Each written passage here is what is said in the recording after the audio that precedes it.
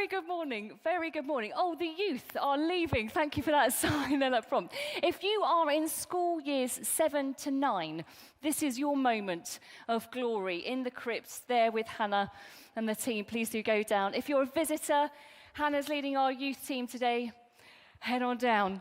A very warm welcome. If we've not met before, my name's Emily Layzell, and today, this morning, we're going to look at a passage in the Gospel of Luke in chapter 15, verses 8 to 10. So if you've got your Bibles or if you want to get your phone out, get that out. I'm going to read it in the Message translation, so do follow along, or please do follow it up on the screen. Luke 15, 8 to 10.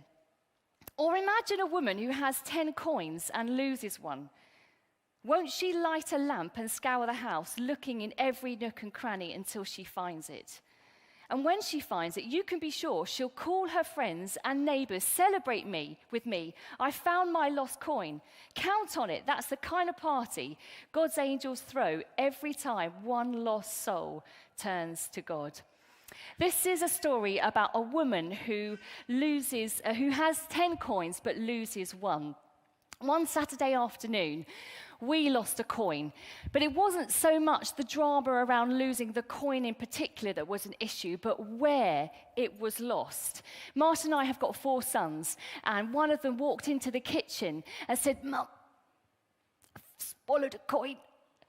Now, our 4 sons at this time were aged between 8 and 15, because you might be imagining maybe a child, a toddler wandering around the house, but no, between age 8 and 15. So I said, looking at my non-toddler son, "Which coin?" And he went, 50p. And I was like, how have you managed to swallow the second largest UK coin in circulation? How have you actually managed to do that? Anyway, I said to 2 of the other boys, one of them I said, "Right, you start doing the Heimlich maneuver on him. Start trying to get this coin up," as it was stuck in his throat. The other one, Martin, was playing football up on Wandsworth Common. It was a Saturday morning. I said, "Quick, go and get Dad. We need Dad now." At this point, the unnamed son was basically changing colour. He was going funny in the face. He was struggling to breathe, so we were beginning to panic. Martin then comes running through the door. At that moment, he says, "I think I've swallowed it." And so we're like, okay, well, at least for the moment, momentarily, his colour starts to come back again and he's regained his ability to be able to breathe. However, not a good idea to have swallowed a 50p piece. So we then take him to A&E, and Marty took him along. And actually, it's amazing how many people swallow weird things in A&E. The woman at the time said, "Oh, actually, someone's come in here having swallowed a dart." You're thinking, what kind of parents are you that your non-toddler son has swallowed 50p? But, who seriously swallows a dart? Anyway, so we just said, "Look, he swallowed 50p. And she said, "Okay, we're going to have to x-ray him." So they x-rayed him, and they couldn't see it anywhere. And then they just said, "Well, I think really you will just have to wait, and in time, he will probably pass it. So please do keep an eye out for it." So he kept an eye out for it, and about a week passed, and there was no sign of the 50p piece. So a friend of ours who was a nurse, now she said it's actually quite dangerous, because if you leave it in the body, it's likely that it could cause an infection. So you do really need to find, has he passed this coin or not? You actually need to know whether he's got it in him or not. So we decided the best thing to do was to borrow a metal detector, which we did.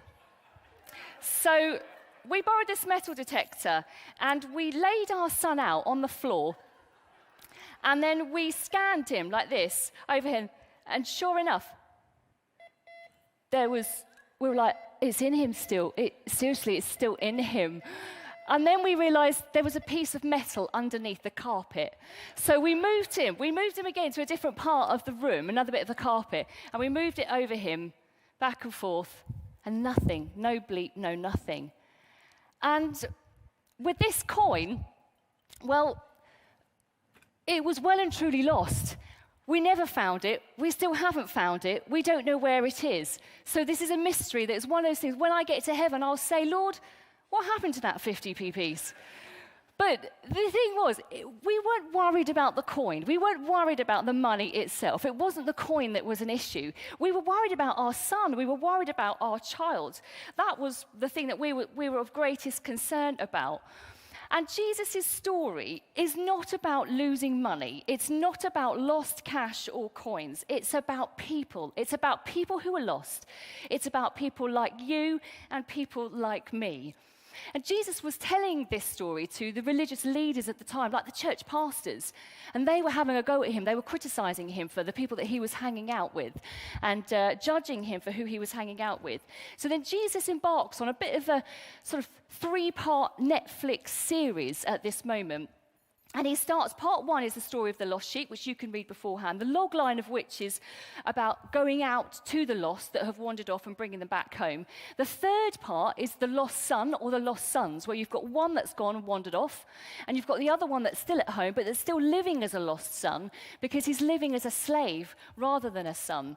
And then the middle story, that's what we're looking at. The lost coin is the middle story in the series. Part 2, the lost coin, it's making the point that you can be lost inside the house. You can be in the house of God and you can still feel lost. He's talking to the religious leaders, the pastors, the churchgoers who don't think they're lost. Perhaps that feeling of being a bit lost resonates with somebody here today. Maybe you think, yeah, I'm here, but deep down inside, I'm feeling a bit lost. Or maybe you don't feel lost at all. When I didn't grow up going to church, and I didn't feel lost not going to church. I just didn't feel absolutely fine. There was sort of nothing majorly wrong in life, but everything was sort of going along swimmingly, really. But when I was 15, I heard somebody talk about Jesus, and it intrigued me, it interested me. There was something about what he said, the way he said it, there was something about him that I just thought, there's something about you and what you're saying about Jesus that seems to resonate as truth. And I prayed, and I said, God, if this is real, if you're real and this is true, then show me that you know me, show me that you care, that you love me. And shortly after I prayed that prayer, I had this encounter with God. I had this encounter through his Holy Spirit that I was filled with this, it's almost like an indescribable joy, this indescribable sense of love and being known that it's hard to convey to you now. But at that time, I wasn't feeling lost. And yet, when I had that experience, I realized I was lost because I then felt found. So what do these just two verses in Luke's gospel, this brief story, teach us? Well, first of all, it teaches us that you are his priority. You are of infinite value to God. And we've all experienced loss to varying degrees. Loss of a relationship, job loss of an opportunity or a dream. And we all know what it's like to lose those mundane things in life, don't we? Maybe even today you've lost your keys this morning, or you've lost your phone. I mean, that sends us into like heart palpitations, doesn't it? You lose your phone and you start to panic because sort of everything of your life is on your phone. I mean, you can even pay for stuff with your phones. I don't actually know how to do that. But I hear some people can pay for things with their phone. So why was this woman in the story so determined to find a coin? Well, the woman's lost coin was worth more than 50p. And it was probably worth about a day's wages. And perhaps you're a student. Maybe you are out of work at the moment, or maybe you earn a lot of money. The truth is, nobody likes to lose money, however much money you've got, whatever your situation. And this woman, she was no exception. So she does something about it. And she could have thought, that's annoying. I've lost a coin. I've got 9 others. I won't worry about it. But she doesn't. She takes action. She doesn't just think, I'll find it later. She takes action now. And my observation is that people look for things in different ways. For example, if somebody in my family is trying to find something, say they're looking for a coat, they'll open the cupboard, they'll look at it, and they'll say, I can't find my coat. And then they'll call me, and they'll say, Mum, I'll open it. I might move 1 or 2 things, and then I will find their coat. And they say, that's because you've got mum powers. I'm like, no, it's because I've got eyes and arms. That's what I'm doing. And I know that, it takes a little bit of energy, a little bit of effort. And I feel like I'm in the minority as the only female in an all-male household. And as such, I did find this drawing in the book, Why Men Don't Listen and Women Can't Read Maps, quite amusing. And there's the drawing here. Now, if you can't quite see it, it's a man. It is a man standing at a fridge door, and he's saying, "You've hidden the butter from me again, Cheryl. There's none in the fridge." And the fridge is full of things labelled butter. And so I often do find that is quite the case with men. Please don't email me now. It's a tongue-in-cheek joke. And also the book, it's fun, light-hearted, massive generalisations, I know. But it did make me chuckle in a lot of ways, because I do confess that I struggle to read maps too, but I know that I'm not the only woman. Anyway, please don't bother emailing me. It's just a light-hearted thing. But anyway, the woman in the story, she also appears to have these mum powers. And she carefully goes through her entire house, searching for the coin until it is found. You are Jesus' priority. You are his priority. And in this story, Jesus is depicted. He's depicting God as the woman. Now, culturally, this was a massive thing. This was a shocking thing to be telling the religious leaders of the day, that God is a woman. Doing this, he was saying that women who were treated as second-class citizens, he's depicting himself as God, and he was affirming women and their intrinsic value. God will go to any length to search you out and find you. He sees you. He knows where you are. He knows what's going on in the depths of your hearts. He knows the things that you're thinking about. He knows what keeps you awake at night. He knows all the details of your lives. It says in Isaiah 59, verse 1, his arm is not too short to save. It's not mum powers, but Paul says in Romans 1:16, it's the power of God at work, saving everyone who believes. So first in this story, we see that you're Jesus' priority. The second thing we see is that you can know him personally. It would have come at a great personal cost for this woman to find the lost coin, because the coin was about a day's wages. It was valued at about a day's wages. And she could have spent the same amount of energy that she used looking for the coin to earn another one. But she doesn't. The only thing about this coin was that it was lost. So she goes searching for it. Now, that time, at the northern end of the Sea of Galilee, the houses were made of a stone called basalt. And the walls and the ceilings would have been quite dark, and houses either had no windows or the windows were a little bit like slits, small slits, so it's quite hard to see. So the woman lights a lamp to help her find the coin. Now, as you know, we are in energy crisis, and so maybe we know a little bit of what it's like of when you choose to use your electricity or your heating or not. You could be quite picky about it because you know bills are expensive at the moment. She would have normally saved her oil for a nighttime, but she chooses to spend it in the daytime on finding this lost coin.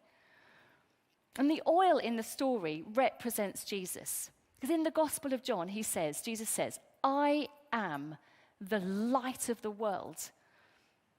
Without Jesus, we are all lost.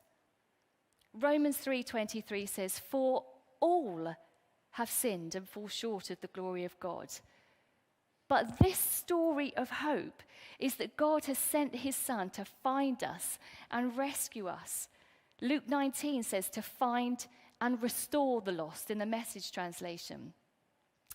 And it's a free gift. It's a free gift to us, but it came at a great personal cost to Jesus. On the cross, he chose to spend himself so that we might be found. But not just us, but everyone who believes. I came across this website called humansforsale.com. Now, you simply fill in this online form and it tells you how much you're worth. And there are 4 main factors. The first one was physical factors, so you put in your age, your hair color, eye color, height, weight, that kind of thing. The second was mental factors, your education, your IQ. The third one was lifestyle factors, where you live, whether you exercise, how often you watch TV, that kind of thing. And the fourth was personality factors. like how you would rate your sense of style, artistic ability, your sense of humor. Poor, below average, average, above average, or excellent. I filled it in. I hit the submit button, which then told me I was worth £1,440,250 and 50 pence, of course. And I felt quite chuffed with that, I'll be honest, until I scrolled down and I saw what everybody else said what their value was. So I just thought it's a ridiculous, a stupid little game anyway. It doesn't mean anything. What a load of rubbish. So I decided that was a ridiculous survey. But the point is, your worth isn't based on what you look like. It's not based on your level of education or what you've achieved. The value of something is determined by the price someone is willing to pay for it. And Jesus paid the ultimate price. He gave his life for you and for me. So you are his priority. You're of infinite value to God. You can know him personally because of what Jesus has done on the cross. And finally, you're invited to the party. When the woman in the story finds the coin, she calls her friends and her neighbors. If she had a phone, she'd be on Snapchat, she'd be on Facebook, she'd be on Instagram, she'd be messaging and saying, come on everyone, come on over. She throws a party, the cost of which was probably more than the value of the 9 coins she already had. Some might say that was reckless. And she says, celebrate with me. I have found my lost coin. Jesus is making the point. Everyone is welcome. Everyone is invited to hang out with him, to know him, to be in a relationship with him. Every time a lost person gets found, all of heaven celebrates. When I was about 10 years old, my family and I went on holiday to Wales. And we went for this walk, as we often did. And it was one of those walks that had different circuits. And it had a post, and the marking on the post depicted which route you should take around this woods in Wales. And so we decided on a post, we decided on a route, and we all went off together. Now, my older brother and we ran ahead. I think we were probably being a bit annoying, to be honest with us. We were about age 10 and 11. And my dad said, yeah, go and just scout out the route, which was code for just take your energy off a little bit further away. So we ran off. After a little while, we realized that they weren't anywhere to be found behind us. And so we started looking back. We waited for a little bit. We waited for quite a long time. And still they didn't come. And then we started to retrace our steps, and we walked backwards for a bit. And then we thought, well, maybe they went another way. So we kind of walked up and down this long path. And it was round about that point when it started to get dark and it started to rain. And as it started to rain, we started to panic. You know when you feel colder and it's darker? And I remember running down this path back and forwards, and so much so that my trainer got stuck in the mud. So as I was running, I had to hop back through to kind of pick it up to carry on walking again. And we started getting worried, thinking, goodness, quite a lot of time has passed and we still can't find them. We can't see them anywhere. And then I said to my brother, why don't we listen? Let's listen for the road. If we can hear the road, then maybe we can sort of find our way back to the car park. Because if we find our way back to the car park, we can wait for them there. So as we were about to do that, suddenly we heard this thumping noise. And it was my dad. And he had been running round and round the woods trying to find us. He was drenched in sweat, in rain. He was absolutely exhausted. When he realized that we were on a different path, he'd been running all the paths around the woodlands until he found us. And when he found us, I remember he dropped down on his knees in the mud and he just held us. And after a little while, I just said, can we go now? Because we were really cold and wet and we were filthy and dirty. And he just said, just wait. Let me just hold you. Let me just hold you. Now, our Father in heaven, he's like that, but far, far greater. And maybe you feel a little bit like that. Maybe you feel a bit lost today. Maybe you feel a bit dirty even. Like us, we'd taken the wrong path. We'd wandered off. We'd got dirty in our search of trying to find our way back.